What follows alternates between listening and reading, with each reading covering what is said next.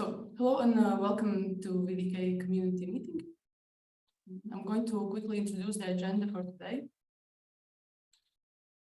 Today we're going to give a little introduction of who we are. I will go through the latest updates in the README because we have done some work there. Then Anthony is going to present the VDK latest release, and the focus of this day is VDK UI demo by Paul that he has prepared, and then I think we can discuss the topic for the next meeting, and see what's next for us here. I want to remind that community meetings are here to discuss the project and keep the people updated, potential contributors or maybe users if you are using VDK and you want to get in touch with us. Also, this is a nice way to ask questions. So, and now, before we go further, I would like us to introduce ourselves a bit. So, for once, you can just say your name and tell something that you're working on at this moment. Okay, I will start first this time. So, hello everyone, my name is Eva, and I'm working on versatile data kits since open sourcing the first features. So, I am working on the data framework made recently. Okay.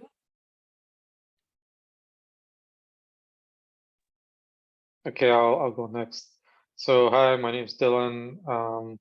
I've been working on open sourcing the VDK Operations UI in the last few months, and I will continue working on that for another few months at least. So yeah, that's me. Hi, my name is Dako. I'm part of VMware, and we have an internal deployment of VDK that I'm working on. And most recently, actually today I started working on fixing some in-power connection issues with the Python 3.10 plus versions. That's it.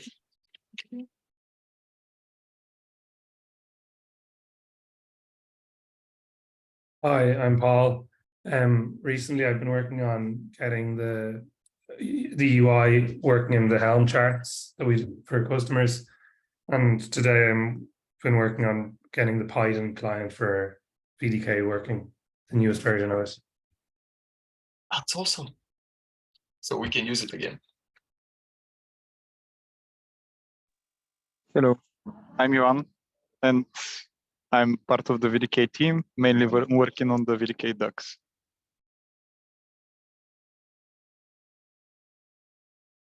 I'm Antonio. I'm in VDK since its creation internally 4 or 5 years ago. So I'm working on almost everything, but mainly with Stanley on VDK strategy for the next year, and preparing for conference. Yes, we'll be presenting VDK on data science conference in Croatia in 2-3 weeks. Okay, maybe I'm next. People call me Stanley, not that strange name that's written here.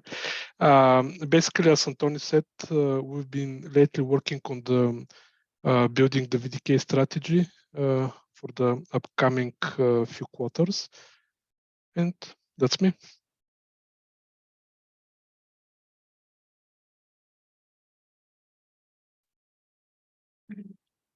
Yeah, my name is Agita. I'm the community manager of VDK, and lately I'm working on improvements of README file and actually kind of understanding of what is VDK. And I'm working together also with Eva, and I'm going to show the README as we continue.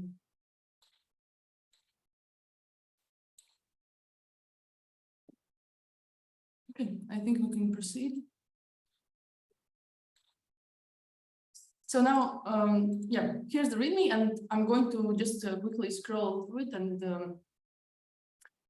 then kind of get back to what's VDK. basically with Eva, we improved this whole part of like overview and introduction to VDK in the last couple of weeks. So basically, Versatile Data Kit is a framework that enables data engineers to run, develop, run, and manage data workloads, and we call them data jobs.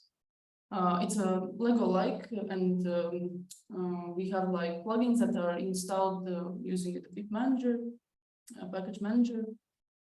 Yeah, it works with Python and SQL, and actually is automating the process of ingesting, transforming, and exporting the data. And here we have added also some of the components, like main components of VDK, like SDK, some of the components that are here, like CLI and the control service. And today we're going to be also focusing on the UI. Yeah, to install VDK, it's actually a very simple big command. This is the installation and kind of getting started page. And yeah, we have also examples, documentation, and also we have several social media channels where we're posting on daily basis some news and updates. You can follow us on Twitter. We are posting this community meeting usually on YouTube channel, and you can also join us on Slack to ask any questions connected with the project. And so the community meeting notes are usually here, and also every recording is recorded and published here. So that's from my side, and I'm going to give the mic to Anthony with the latest release.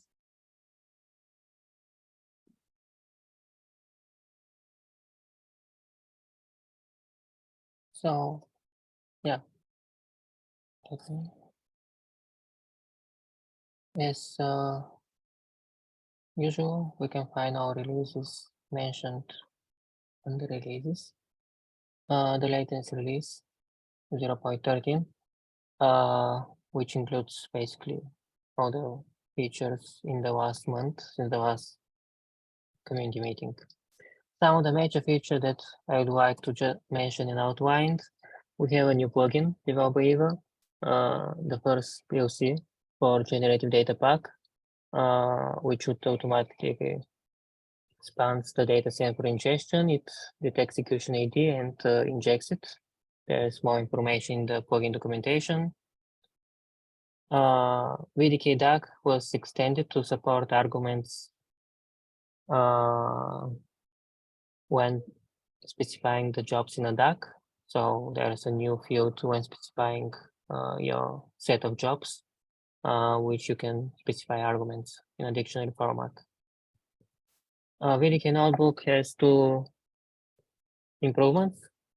One, now users can develop natively VDK jobs in VDK steps entirely in a notebook, in a native way for Jupyter notebooks, allowing this kind of step-by-step process where users can add the new code after testing and the previous one.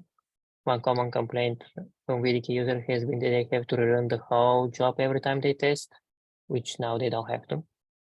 This would expect to be a great improvement when it's officially released. I know that there internally in VMware there have been a lot of demand for this. VDK Notebook also is working in direction to make it easier to productionize notebooks. And one key feature for this is to make it easier to distinguish and separate pure VDK cells, which we call them, cells that will be deployed and run in a cloud, let's say in a production cloud, and debugging or development cells, which are used just to, for example, to print information, display like this one, or they can display some charts. That notebook is used for this and all kinds of things that may not be necessary when the job is scheduled to run regularly.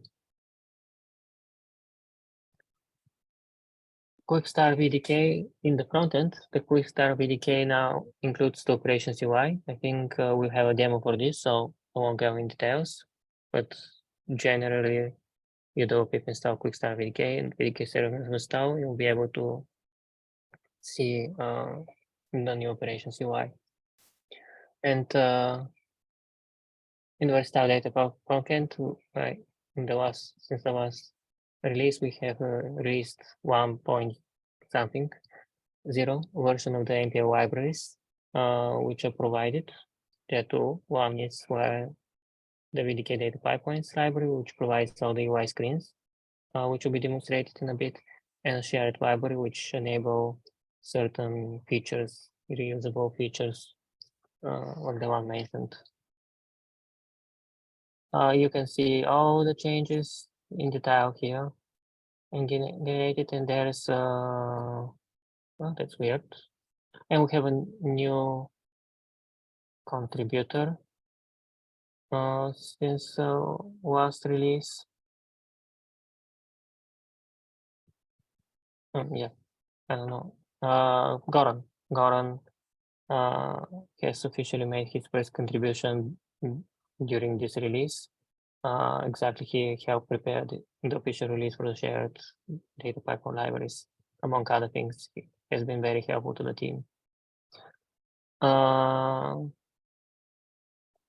Which continues the trend for now. Each release we have a new contributor, and you can see more details in this page as usual. That's what I want to share.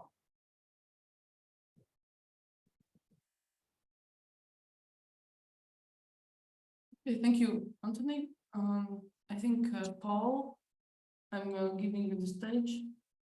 No, I can actually go last if you guys prefer, because mine is recorded. So I think that's it. Actually, we don't have anything else besides like your demo, then questions. If we have any questions, we can have a discussion. And I just want to close with the topic for the next meeting, but it's not.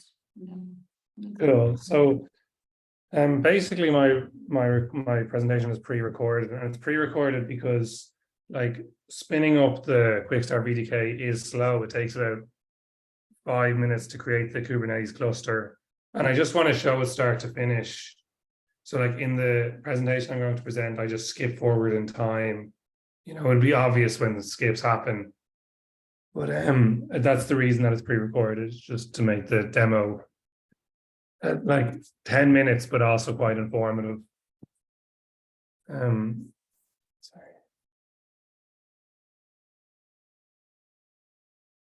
Sorry, 1 second.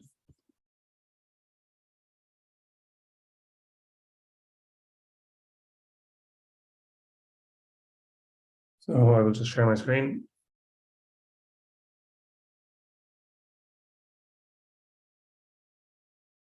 And then if there's any questions, I like shout and I'll pause it and handle them. Hi, my name is Paul. Let me know if the volume is too loud or too quiet as well. I'm going to show you just how easy. I think it's okay.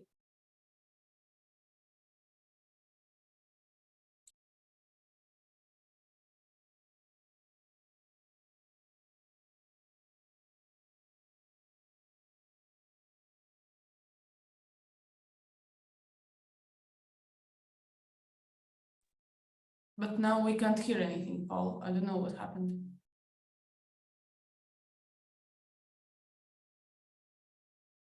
Sorry, what did you say? We can't hear anything. The sound is not coming, at least for me. Oh, sorry, it must be when I mute myself. Let me get the VDK server, also called the control plane, running on your local machine with VDK Quick Start. Okay, so before we talk about how to get the control plane running on your local machine, I just want to give a brief review of what the control plane does. VDK can be used without the control plane to write and execute jobs on your local machine. However, the control plane is a must if you want to use VDK at scale or in production. The control plane lets us deploy our jobs to Kubernetes clusters. And after this, it lets us observe them, see how much failures, how many successes, and how long each job is taking, etc. And see how much resources jobs are using, that kind of information about jobs. We're going to go through some of these features today, and hopefully after this, people will feel comfortable spinning up their own control plane and playing around with it. So we're going to be using this tutorial as a guide on the steps to take. So the prerequisites to getting this running are setting up the Helm, Docker, and Kind. This is needed because the control plane that we install will run on Kubernetes. I'm not going to go ahead through how to install these because it's just standards for each operating system, and it would waste too much time. After you've installed all these, you then need to install VDK Quick Start. After you've installed VDK Quick Start, you then need to run VDK server install. This will install the control plane, create a new Kubernetes cluster on your local machine, and install the control plane. So that's what I'm going to do now.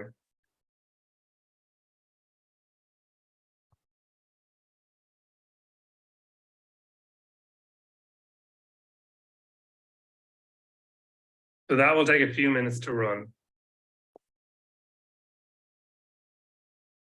Okay, so now our VDK server install is completed. So now if we follow the links in the logs, we can see the UI for VDK Quick Start, VDK UI. Here we can see the Manage Data Job screen and the Get Started screen. Obviously, we have no jobs. So there will be not much to see in the screen. So what we're going to do now is just deploy a few jobs so that we can kind of look at more meaningful information. What we're going to do today is work with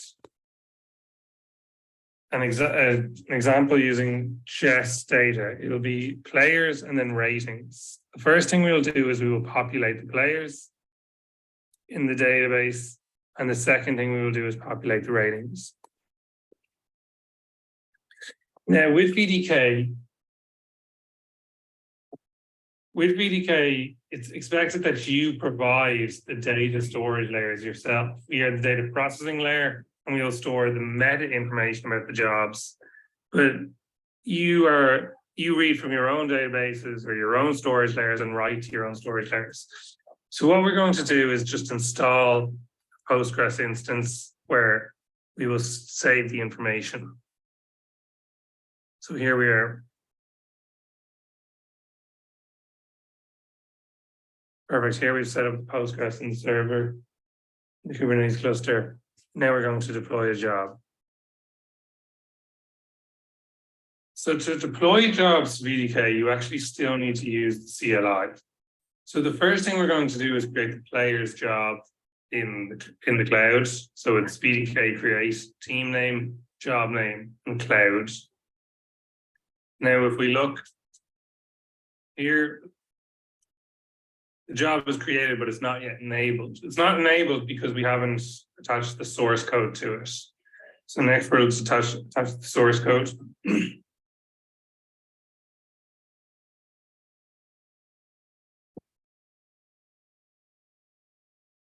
This will provide the folder where the config lives.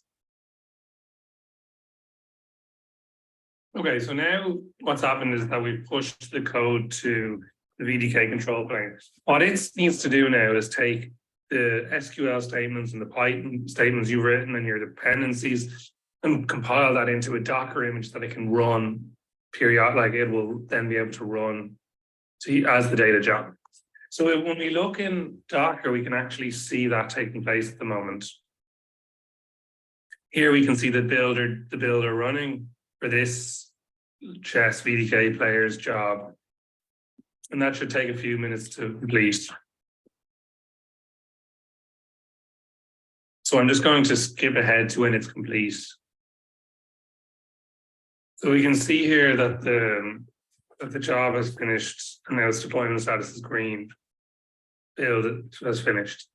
So here we can see obviously information about it, its status, the team owner, where the code lives in Git.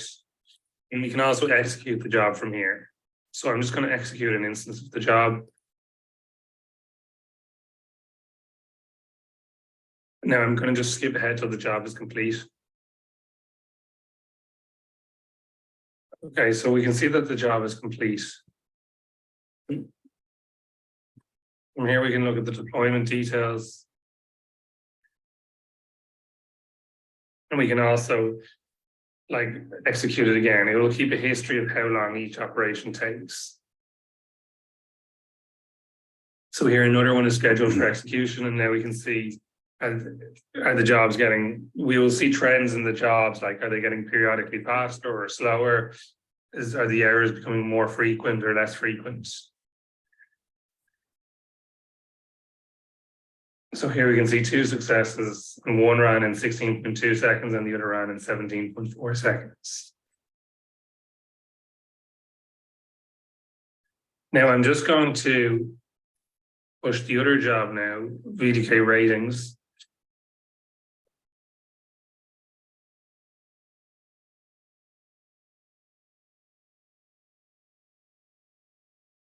So what I'm going to do is upload the ratings job, but I'm going to have it just throw an exception so that we can see how exceptions are handled in the UI. So I'll upload that and then skip ahead in the video. So I've now run that ratings job, the error, and as you can see, it reports that an error happened in the job. And the success rate is 0%, and that we have 1 failed instance. Also on the getting started pages, there's an overview of all the failed jobs, which is very useful. I think that's all we're going to go through today. So hopefully you can see the benefits of the UI and how easy it is to get started with it. If you have any questions, please let me know.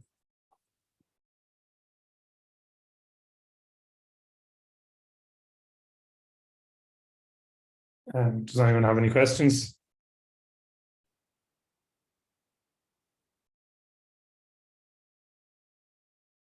Okay.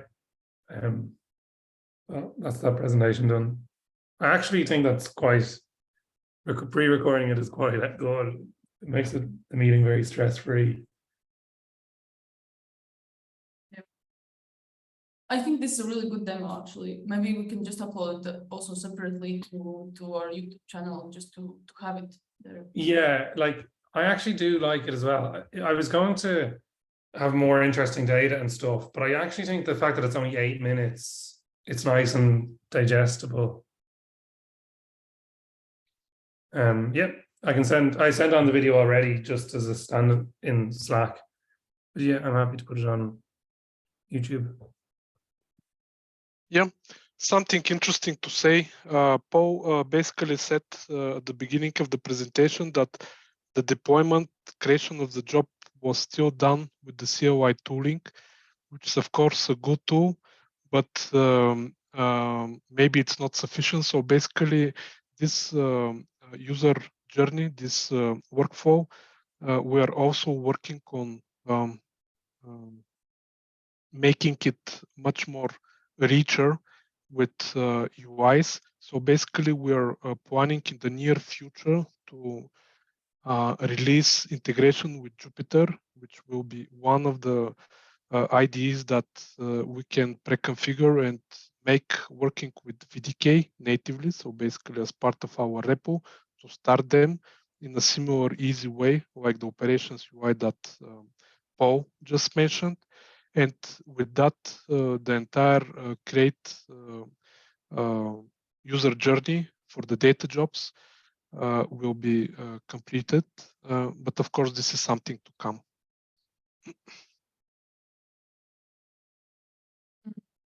Okay, thank you. So if there are no other questions or comments, then I think we can just skip to discussing the topic for the next meeting.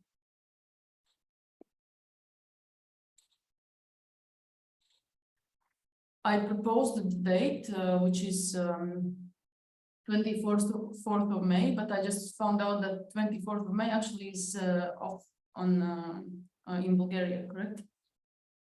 It's a public holiday. Yes. So the meeting is going to, in this case, happen on 31st of May. Is that okay? Yeah, sounds good. So my idea for the meeting actually was, I met one colleague that I was working in DevOps like times when I was still DevOps, and we were talking about data ops, and actually it was surprising to me that it is not really clear for like a DevOps person that also data ops cycle is when data is going from, let's say, staging to production environments. And I was just thinking maybe we can talk a little bit about this DevOps or data ops lifecycle on one of our meetings. I'm just curious if you think it makes sense. Yeah, makes sense. Sounds like an interesting thing to touch. Yeah, I think as part of both mine and also Anthony's presentation, when we are going to conferences, we're presenting the life cycle, and both we are talking about, I think I'm mentioning like the features that are like corresponding to each life cycle stage. And I think it would be making some sense to maybe present it on a meeting. Yeah, I'm agree. I think it will be good to go over it, talk it over community meeting and discuss it. Yeah, just the question is how to call the meeting. Like, does it just make sense to label or like, let's say, name the meeting DevOps data ops lifecycle and VDK or something like this?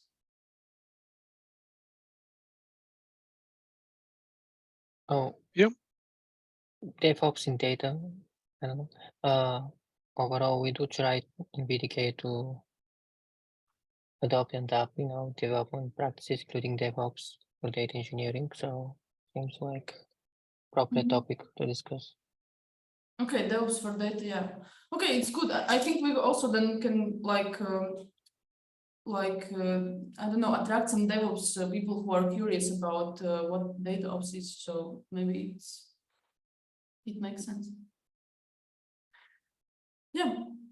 So if there is anything else that we could add to that, maybe some technical like thing to demo. Also, I think we still need to show off DAGs like properly, maybe in one of the meetings. But yeah, then maybe Johan wants to do it, or because I see that Gabriel is not here.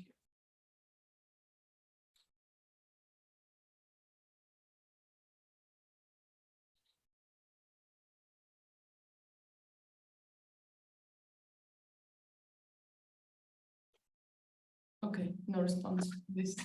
He's on mute, and most probably he's a volunteer. Anyway, this is a great topic that, of course, we may show it, if not in the next occurrence of the community meeting, maybe a bit after that. Also, Eva have an interesting topic about the generative data packs and how we think about them in the context of data contracts. These are also interesting topics to talk about. Of course, it's not necessary to be in the next community meeting. Yeah, that's something new, and I think we haven't yet talked about the data framework abstractions that could be deep dive into VDK core and plugins ecosystem. That might be interesting in addition to the data ops topic. Oh, good. Okay, perfect. Then I'm going to talk to you like, and let's make the agenda together for this. Yep. Yes. Okay, perfect. So yeah, Actually, that's it. If anyone has anything else to mention, if not, we can wrap this meeting up. No. Okay, so thank you for joining. Thank you for everyone who's watching this also on YouTube. If you are using VDK, please reach out to us via any social media channel that we have linked in our repository, and let us know. And join this meeting. If you have any questions, we can answer. Thank you. Thank you. Bye, guys. Bye, everyone. Bye. Bye all.